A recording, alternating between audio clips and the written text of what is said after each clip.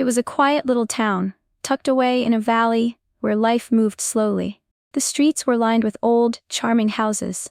There were local shops, a small school, and a community that had known each other for generations. But over the years, the town had struggled.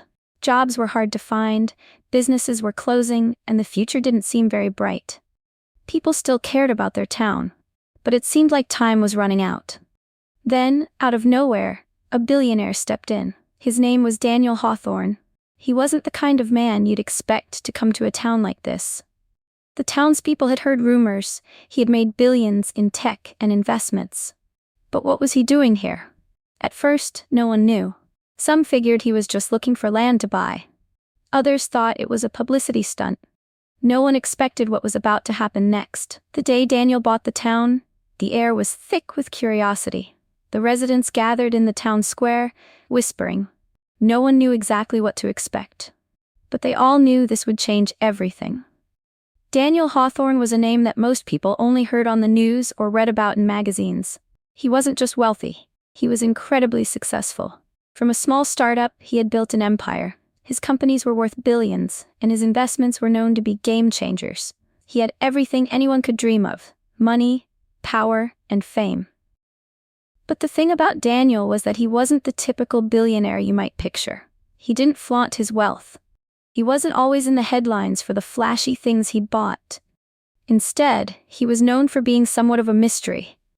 His private life was exactly that: private. He rarely attended events or spoke about his personal feelings. People saw him as distant, almost unreachable. So, when the news spread that Daniel had bought the small town, everyone was confused.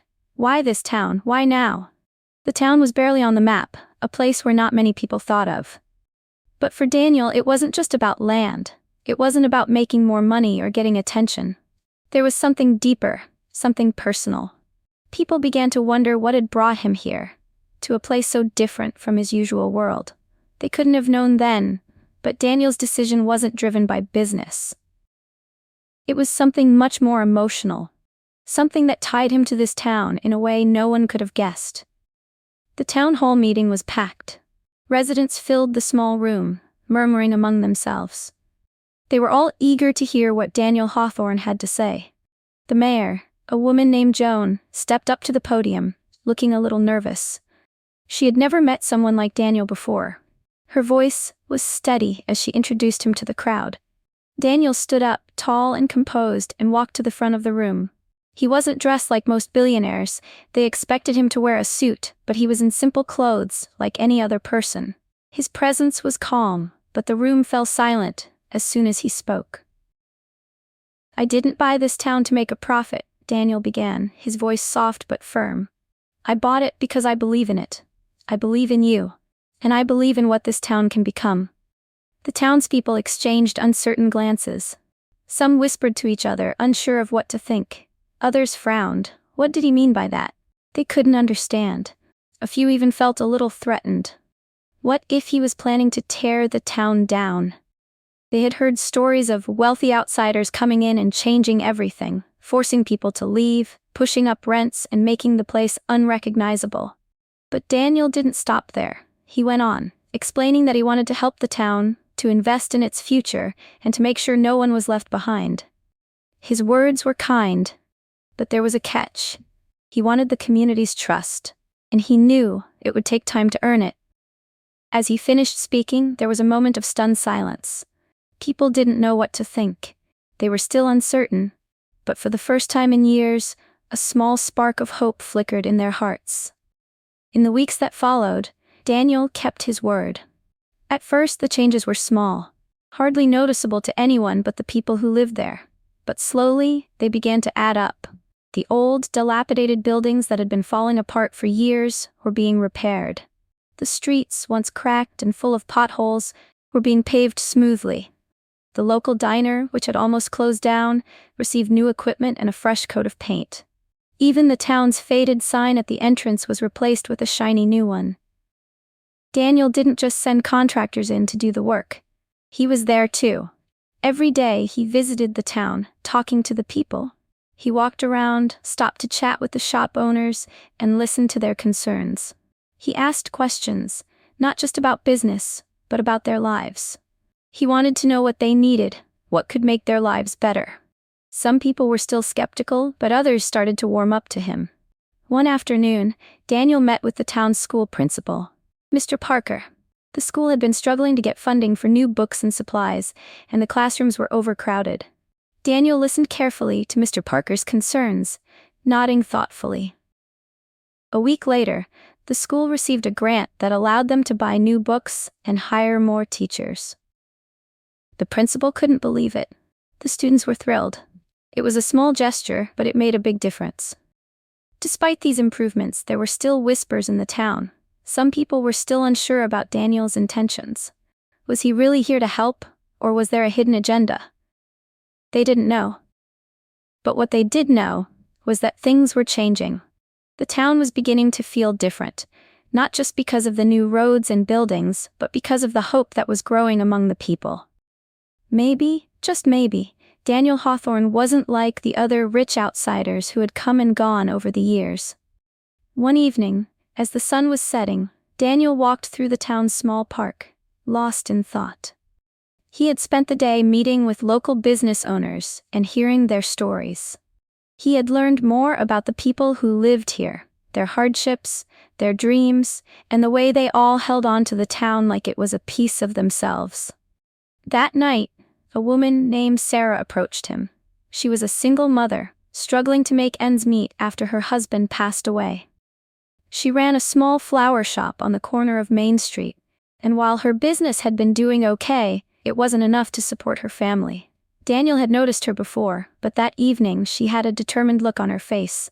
"I hear you've been making changes around here," Sarah said quietly, standing beside him.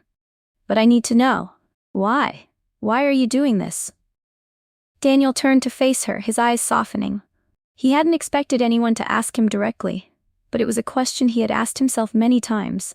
Why had he come here? Why had he spent so much of his own money on a town so far from his world?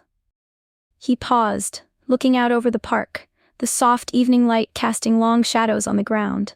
"When I was younger," he began, his voice low, "I grew up in a small town, much like this one.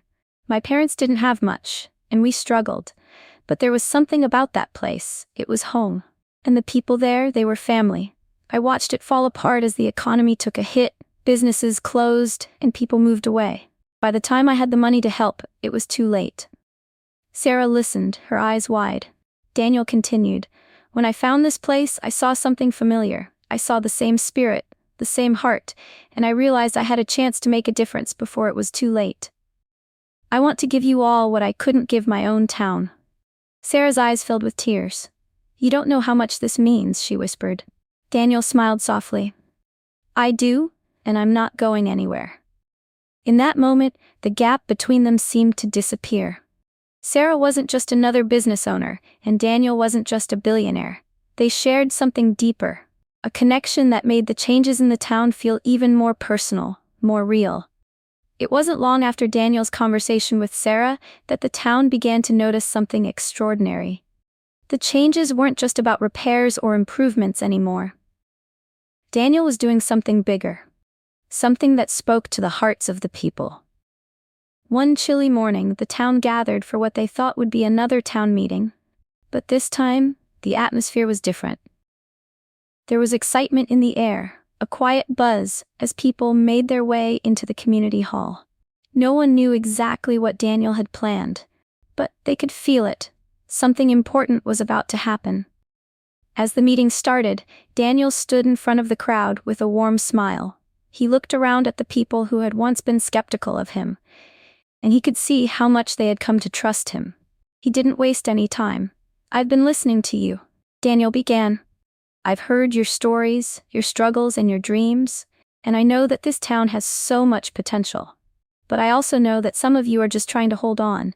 You're trying to keep your homes, your businesses, and your families together." The room was quiet, all eyes on him. "That's why I've decided to do something for all of you," he continued. "I'm paying off the town's debt, all of it. The loans, the bills, the financial burdens that have been holding this town back, they're gone." Gasps filled the room. People couldn't believe what they were hearing. It was impossible. How could one man pay off the entire town's debt? But as Daniel spoke, it became clear he was serious. "This town deserves a future," he said. "And no one should ever have to leave because of money. You all deserve a chance to thrive." Tears began to well up in the eyes of the townspeople. It was more than they had ever hoped for. The weight they had carried for years was suddenly lifted, and in its place, there was a sense of relief, of joy, of hope. As Daniel finished speaking, the crowd erupted in applause. But it wasn't just a regular applause. It was filled with gratitude, with emotion. For the first time in a long time, the people of the town felt like they had a future. The town changed in ways no one could have expected. It wasn't just about the buildings or the streets anymore. It was the way people felt. It was the sense of belonging, the unity that had started to grow among them. The burden of debt had been lifted, but more than that, the townspeople now felt that they had a place in the world. They weren't forgotten. Daniel's gesture had sparked something deep inside the community.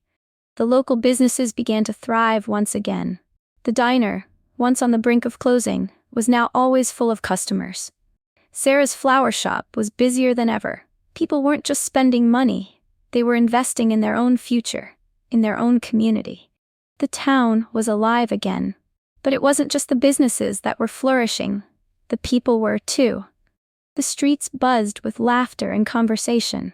Children played outside without worry, families gathered for dinners and events, they shared stories and ideas, working together to build something new. There was a renewed sense of pride in the air, a pride that came from knowing that the town wasn't just surviving, it was thriving.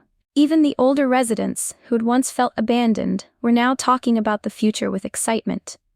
They had seen their town decline, watched it fade away slowly, but now, they saw a future full of possibility. Daniel didn't just change the town with his money, he had changed it by restoring the heart of the community. His actions had brought the people together, showing them that, with a little hope and a lot of care, they could turn things around. Months passed, and the changes in the town became permanent. What had once been a place on the edge of fading away was now thriving. The streets, once quiet and empty, were filled with life and laughter. The businesses were booming, and the town was no longer just a blip on the map, it had become a symbol of hope. The residents had something they hadn't had in years: pride. The children went to school with a sense of excitement. Teachers had the resources they needed, and the school was growing. The community center Daniel helped build became a gathering place, hosting events, activities, and celebrations. It wasn't just a place, it was a symbol of what they had all accomplished together. The townspeople who had once doubted Daniel's intentions now saw him as more than a businessman. He was a hero, a man who had given them a second chance. They no longer looked at him as an outsider, but as one of their own. Daniel had brought more than money to the town. He had brought hope, connection, and a future. The impact he had made was lasting, not just in buildings or infrastructure, but in the hearts of the people who lived there. And as for the town, it was no longer struggling. It was living.